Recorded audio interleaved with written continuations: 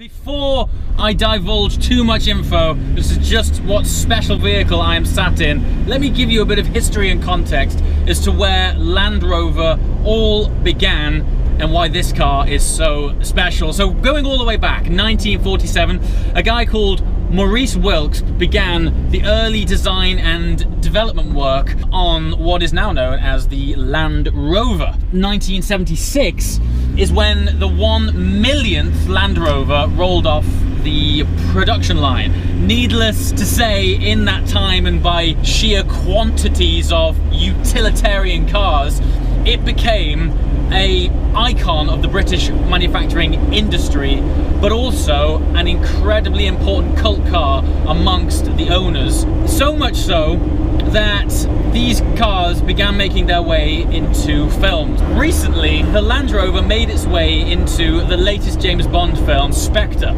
And that is exactly what I am sat in right now. I am sat in an exact replica of the James Bond Spectre Land Rover.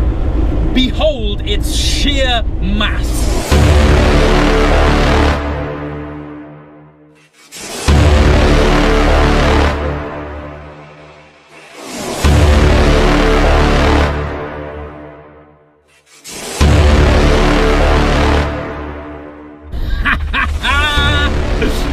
Yes! The scale of the road tank that I am in right now. I mean, you know, even by modern day 4x4 standards, the conventional Land Rover is pretty small.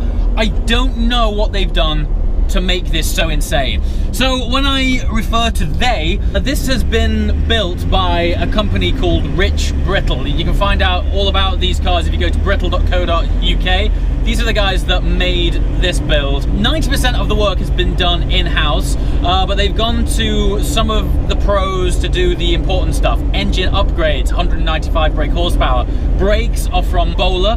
Bowler are the guys who did the Bowler Wildcat, which was essentially a sort of Dakar-based Range Rover for the road, which is insane. And Bowler are also the guys that made the engine tweaks, giving this behemoth 195 brake, bags of torque, and very unique to this car is a fully automatic gearbox, which makes driving something which is conventionally agricultural in ethos very easy, very beautiful daily driver.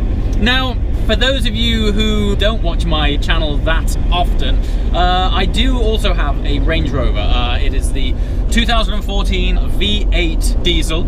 Beautiful car, and by conventional road standards, fairly large. This thing would eat it. I think you could use this as a pickup truck to recover the Range Rover and put it in the back. You could stick it in the rear of this thing if it wasn't for the fact you had its tractor-sized spare tire in the flatbed. They must have had to have built this in a shipyard. It has so much road presence, I think you could play chicken with a freight train and you wouldn't have to move. It looks like Batman did the Dakar and this is his support car. If you were in a supercar right now, you just go squash that little bug. Now who's winning? Just take your 0 to 60. Shove it, son. Here we are. Dynamically not fabulous, but good lord, does it make up for it in presence, in drama and attitude. What's funny is the cab size is, of course, conventional Land Rover. So, you know, fairly compact, still practical.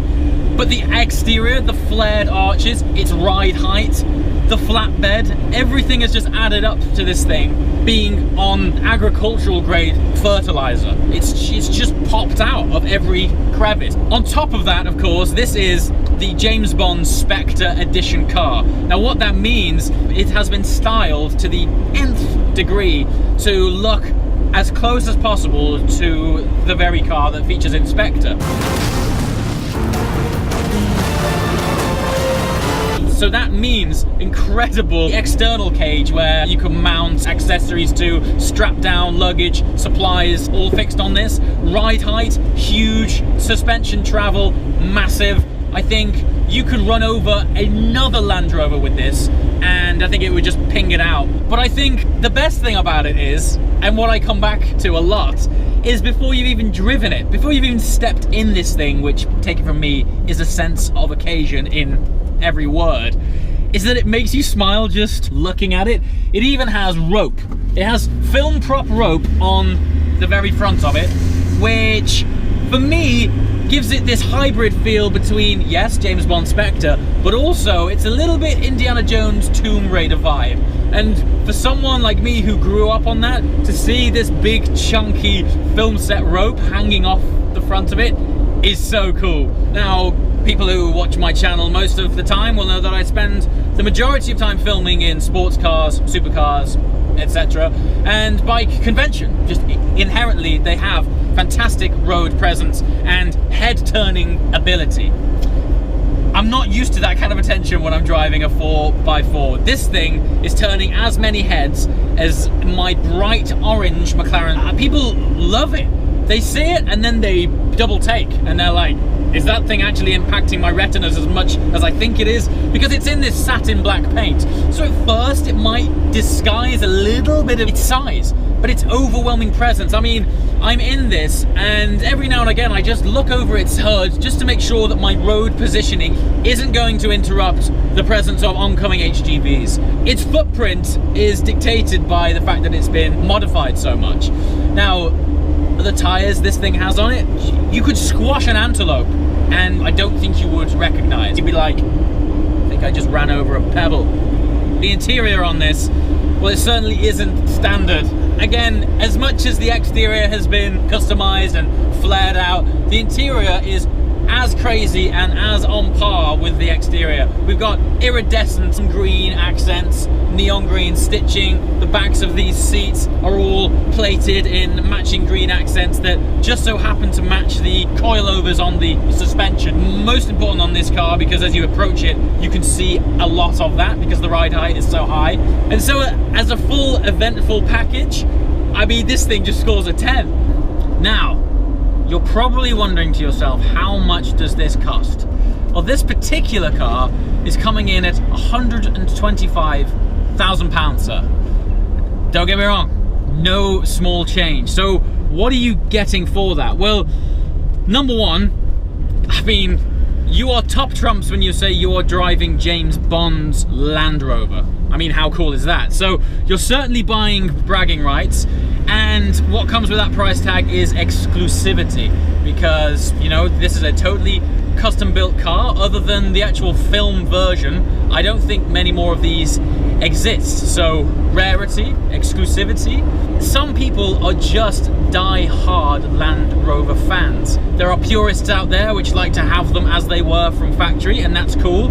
But there's people out there as well who like to make them the best they can be. And arguably, this has taken that platform, turned it up to 11, and it comes with a permanent smile on your face. And that, for me, is what I keep coming back around to with cars. It doesn't matter if it's a fast supercar, it doesn't matter if it's this incredible road tank. If it puts a smile on your face, that is ultimately up to you how much it's worth. And, you know, people, by and large, they enjoy cars and they like seeing the out of the norm. And that's what this is. This is a sense of occasion, it's out of the norm, and people love it. And that's what I love about this car. It is a big, friendly giant. It's fantastic. Anyway, guys, as always, thanks for watching. I'll see you next time. Ciao.